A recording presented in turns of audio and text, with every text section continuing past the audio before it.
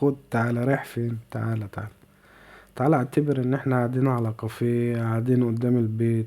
تعالى تعالى، يمكن تفيدني بمعلومة او افيدك بمعلومة او غيرك يستفاد.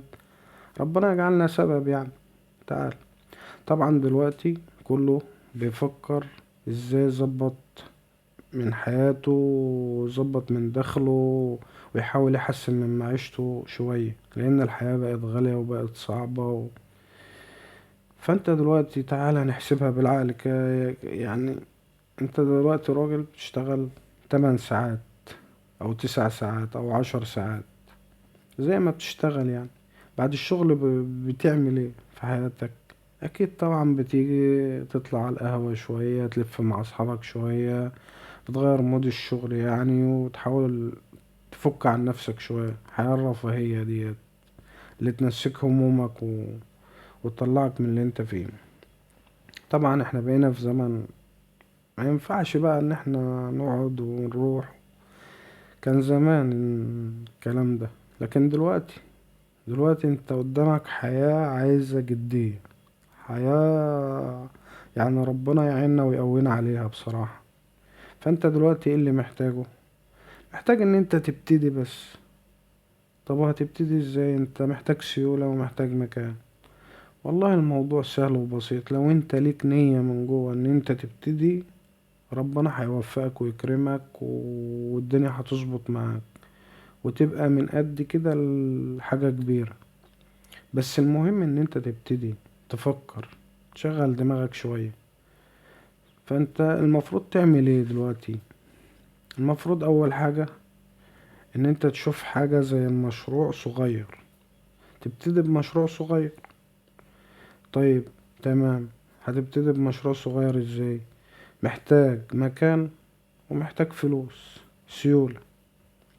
طب المكان ممكن تدبره في البيت، يعني انت معكش فلوس تأجر برا في مكان مثلا، فشوف المكان اللي انت قاعد فيه، المكان اللي انت البيت اللي انت موجود فيه، ممكن تشوف مكان كده زي تقلبه مخزن تشتغل فيه يعني، لحد ما ربنا يكرمك ويوسع عليك، وبعد كده تشوف لك مكان اكبر بره.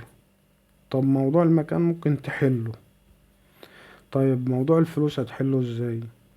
والله موضوع الفلوس برضو انت شوف، انت بتستلف كل شهر طول السنة، يعني لو انت ضربت الفلوس اللي انت بتستلف طول السنة في الشهور، هتلاقي نفسك اغنى من البنك الاهلي او اغنى من البنك المصري.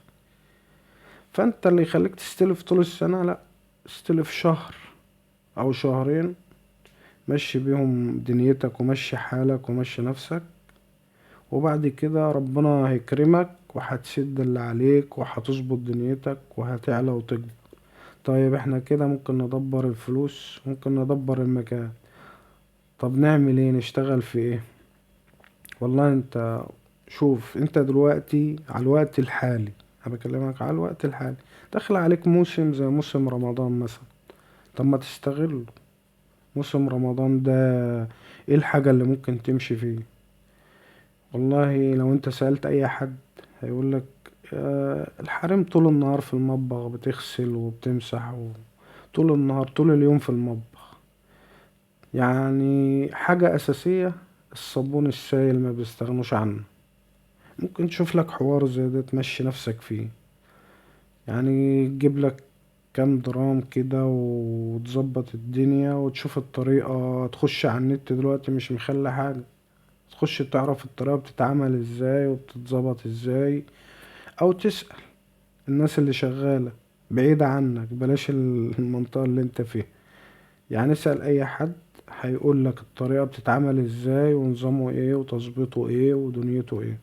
او ده مشروع صغير ممكن تبتدي بيه في البيت. هتيجي من شغلك تقعد ساعتين 3 ساعات بالظبط، تلاقي نفسك ما باخدش الوقت ده كله كمان يعني، على ما اعتقد يعني ان هو باخدش الوقت ده كله. فانت هتظبط نفسك واحدة واحدة لحد ما تعرف وتبقى متمكن في الشغلانة ومتمرس فيها، مش هتحس بتعب ومش هتحس بأي حاجة. اهي دي فكرة كويسة. طيب في حاجة كمان ممكن تمشيها، موضوع المخللات. المخللات دي في رمضان بتبقى حاجة جامدة يعني، الليمون المعصفر، الشطة، الدنيا دي ممكن برضو تمشي نفسك في موضوع زي كده. طيب انت ممكن تمشي في المشروعين دول وان شاء الله ربنا يسهل لك ويكرمك. هتسوق ازاي بقى؟ اولا انت عشان مبتدئ مش هتعرف تبيع قطاعي بسرعة يعني، الدنيا هتبقى ماشية معاك تقيل. فانت احسن حل ليك لو انت ابتديت اي مشروع يجي في دماغك وتعرف تمشيه يعني، بس خليك نقطة يعني، خليك في الحاجات اللي تمس الأكل والشرب وداخل البيوت يعني، الحاجات اللي بتبقى البيوت محتاجاها. ليه؟ لأن دي الحاجات اللي هتمشيك بسرعة، ولو انت سالف فلوس هتسدها بسرعة، ولو انت محتاج فلوس ربنا هيكرمك وتلاقي نفسك بتوفر أكتر وأكتر وأكتر. فانت المهم هتروح لتاجر واتنين وتلاتة، تعرض عليهم السلعة بتاعتك. طبعا التاجر هيقولك باخد من ناس كبيرة، باخد من شركات كبيرة، مش محتاج يعني.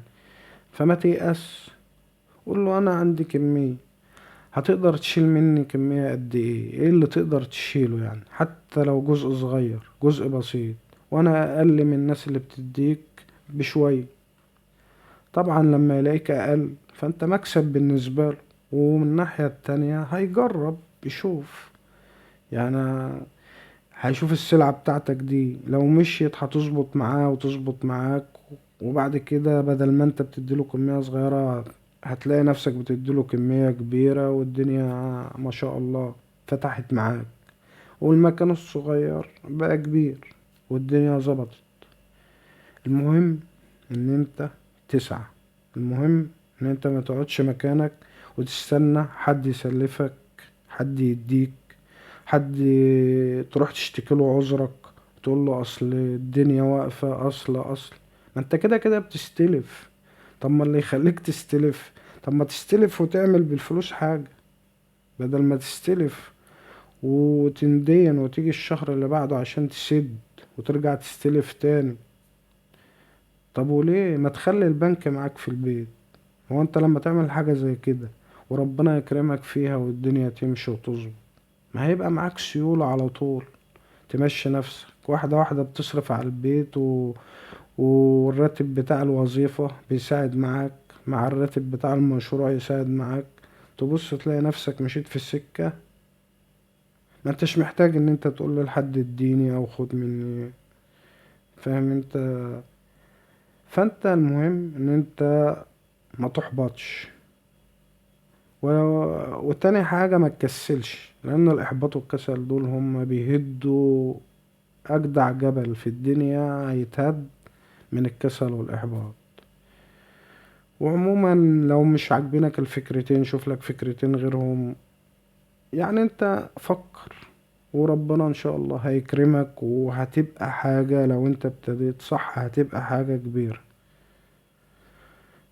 المهم ما تنساش تشترك في القناة وتفعل زر الجرس عشان يوصلك كل جديد، ويا رب اكون قدرت اوصل معلومة وربنا يجعلني سبب لأي حد يسعى في الخير او يحاول يعمل حاجة.